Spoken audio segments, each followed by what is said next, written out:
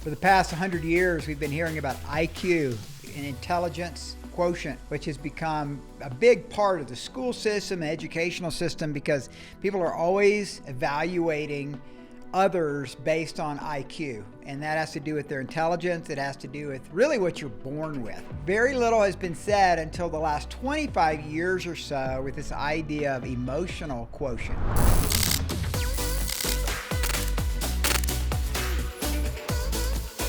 As a leader, leading both sometimes in business and athletics, then as a pastor, missionary, so many different situations that I found myself in, I am always on the lookout for men and women who are good in relationships, and that's EQ. So the EQ factor is how good are you in communication? How good are you in understanding yourself in relation to others? Because leadership is largely about working with people toward a vision, working with people toward a mission.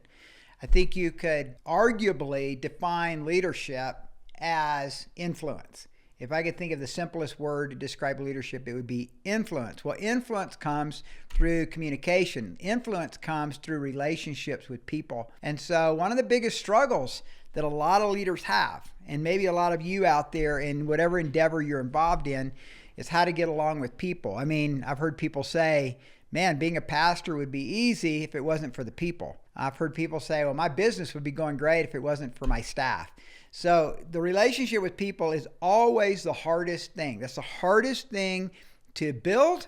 It's also the easiest thing to lose. And I found that one outburst of anger can ruin years of good relationships. And so anger can be a problem in your EQ. It could be that lack of discipline in our own life can hamper EQ. It could be that there's issues in your life because of shame that disable you from getting close to people. Well, I'm going to cover that later. I'm not going to cover that today about some of the factors that hurt EQ. But what I want to do today is just talk about what EQ is and how healthy it is to have a good, solid EQ.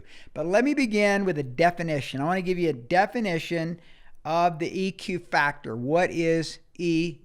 EQ is emotional intelligence, and it's the ability to understand, use, and manage your own emotions in positive ways to relieve stress, communicate effectively, empathize with others, overcome challenges, and diffuse conflict. That's a pretty big definition. I'm going to say it a little bit faster this time, but emotional quotient is emotional intelligence, and it's the ability to understand, use, and manage your own emotions in positive ways to relieve stress, communicate effectively, empathize with others, overcome challenges, and diffuse conflict. Having a strong EQ enables you to work with different types of people. And whether we're managing something, whether we're just a father or mother working with a large family or with siblings in our own family, whether we're at a mid-level or high-level job, whatever it is, you're always going to be working with people. Even the IT guy who stays at home and works there, there's going to be, with their company, some kind of communication with people. So this is just the way life is. Life is about relationships. It was Brene Brown that said, we are wired for connection. So that is so true. We're all wired for connection. We long for that. And it's a big problem in our society when we can't get along. I mean, if you look at the political landscape right now in our country, it is just wrapped with division. And it's largely because one particular candidate is completely disparaging of another candidate. That candidate is disparaging of the other candidate because they were disparaging to them.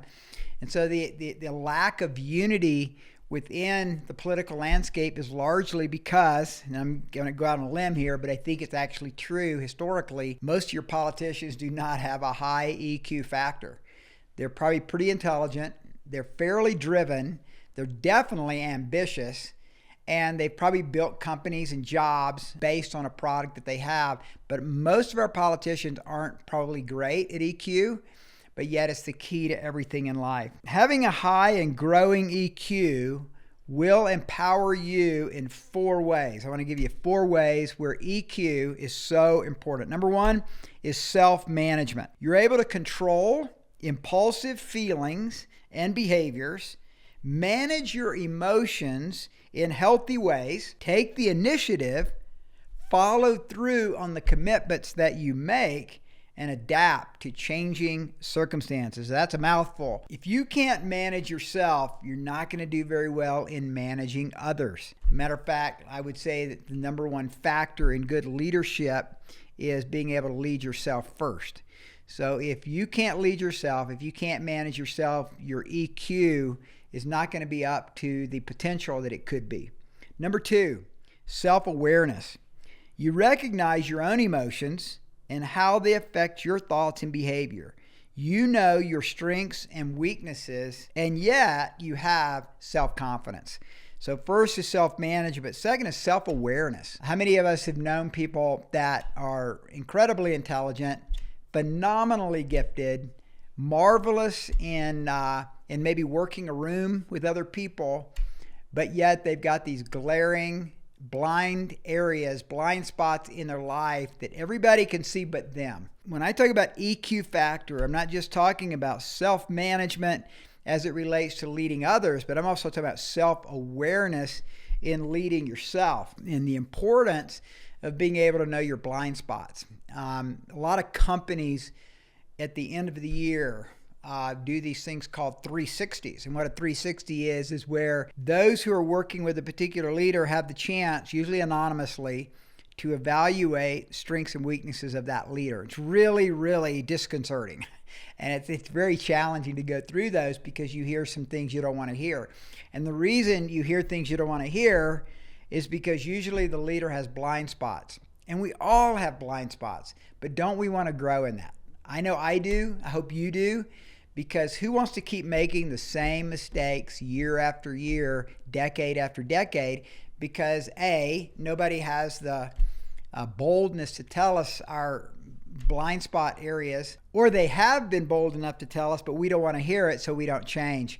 So I'm talking about a high EQ being self-aware. That means you realize I've got these weaknesses. And I think that can be so positive in our lives if we start working on that. Like in the new year, let me give you an example. In my life, for the new year, I set as one of my goals that I would have as much conflict resolution with people as necessary. So what I meant by that is I wasn't going to avoid conflict. I was going to go after it. And so it's been really good. I've had probably 2 to 3 times as many conflict resolution situations because that's my prayer. I want to grow in that. Conflict is not my gig, man. I don't like conflict. And in the past, I've sort of avoided it, and it to my own peril. I mean, it can be a real problem if you can't deal with conflict. So when I see things now that are happening, I feel like it's my responsibility as a leader and a follower of Jesus and a friend because most of the time it's dealing with relationships that I have that are my friends, to just not call out. I'm not even going to use the word confront, but more like clarify. I think clarifying is a better word than confronting. To say, I want to clarify, I know you didn't mean this, but, and then we start talking through what we call here at the road at our church, a covenant of harmony, start working through those areas that they have blind spots in and that I help them, I guide them, I equip them, and empowering them to be the best person that they can be. So that's actually one of my goals. So one thing you might think about is setting goals in your life based around your weakness.